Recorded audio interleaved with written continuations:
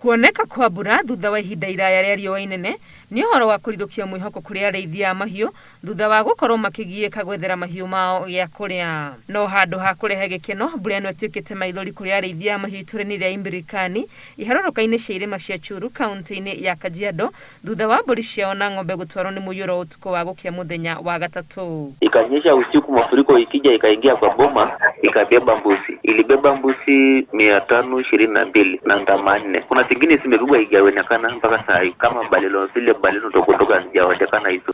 Arĩithia arĩa mahutĩtio nĩ hathara ĩno nĩ ana, na kũringana nao matuire itua rĩa gũtwara mahiũ mao gũkũ irĩma-inĩ ici mweri mũthiru magetha nyeki kumana na riũa inene rĩrĩa rĩkoretwo kuo.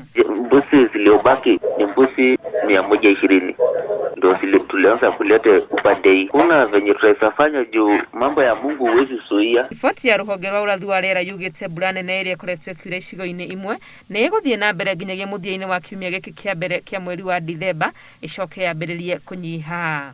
Ngĩribotera Inooro TV, rĩtwa rĩakwa nĩ Wangũi wa Mwangi.